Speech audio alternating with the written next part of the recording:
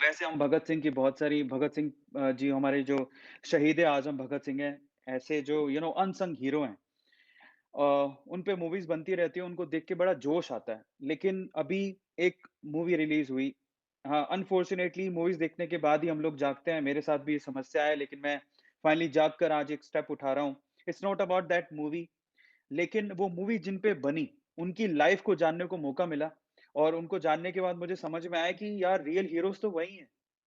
यार आप सोचिए, मुझे एक बात समझ नहीं आती, जिनको हम लोग हीरोज़ बोलते हैं, जिनको हम लोग फ़ॉलो करते हैं, है ना? ये जो movie heroes, movie stars, Bollywood, Hollywood, मुझे नहीं लगता कि वो रियल हीरोज़ हैं। आप एक बार उनकी उनकी ज़िंदगी के बारे में जानिए। मैं बात कर रहा हूँ कैप्टन विक्रम बत्रा की। 1999 में जो कारगिल का वॉर हुआ था, उसमें उनकी शहादत हुई थी और उन्होंने जो पराक्रम दिखाया था, जिसकी वजह से हमने हमारी ज़मीन जिस पे कब्ज़ा हो गया था, उसको हमने छुड़वाया था।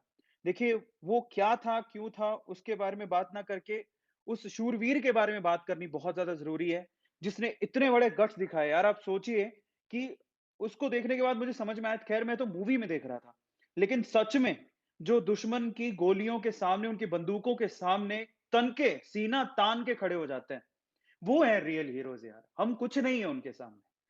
मतलब कल मैं मूवी देखते हुए थोड़ा इमोशनल हो गया था एंड आई वाज़ लाइक यार क्या है हम? कुछ नहीं है। हम एक अदने से टीचर हैं, एक यूट्यूबर हैं। देश के लिए जो कर जाए, जो देश के लिए मर मिट जाए, अपनी जान गँवा दे, उससे बड़ा रियल हीरो कौन है? कोई हो ही नहीं सकता। यू नो और मुझे फ़ील आया कि हम लोग इतनी खुली हवा में साँस ले पा रहे हैं, तो उन लोगों की वजह से ले पा रहे हैं। अगर वो लोग नहीं होते, ठीक है? जिन्होंने हमारी आज़ादी के समय या फिर ऐसे वो टाइम पे जिन्होंने अपनी जान की परवाह तक नहीं करी और अपनी जान गँवा दी। सोचा भी नहीं कि मैं क्या कर रहा हूँ, है ना? फैमिली, परिवार अ, घर पे सदस्य हैं, सबको भूल के उसने अपने देश को, भारत माता को अपनी माँ माना और उसके लिए अपनी जान दे दी। हँसते-हँसते शहीद हो गए। यार, वही तो है रियल हीरो। मुझे ऐसा लगता है कभी-कभार कि हमारे देश में अगर वाक़ई में सॉरी मैं थोड़ा इमोशनल हो रहा हूँ। अगर हमारे देश में वाक़ई में रिज़र्वेशन होना चाहिए ना, तो वो कास्ट सिस्टम से ना होके जिन्होंने देश के लिए जान दे दी ना, उनके लिए होना चाहिए। जिन्होंने अपने मतलब बिना सोचे-समझे जिन्होंने देश के लिए अपनी जान दे दी, वो सबसे प्रायर होने चाहिए, उनकी फैमिली सबसे प्रायर होनी चाहिए।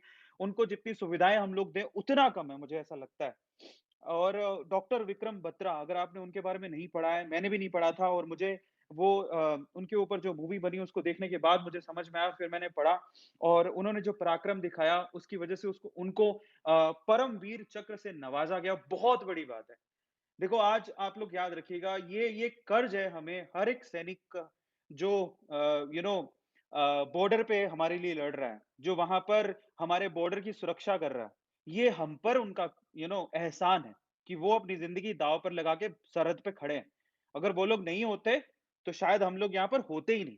सच में, आप बिलीव करिए कि स्वतंत्रता में जीना बहुत-बहुत गुलामी में जीना इट्स लाइक नहीं जी सकते हम लोग सोचिए। आज हम लोग हिंदुस्तान में हैं, अपने हिंदुस्तान में जो कि इंडिपेंडेंट इंडिपेंडेंट है। खुली हवा में हम लोग साँस ले पा रहे हैं। अगर अगर हम लोग खुली हवा में साँस नहीं ले पाते, आप उन देशों को देखिए जहाँ पर जो अभी भी गुलामी की जंजीरें जहाँ पर हैं, यू नो आप जी नहीं सकते।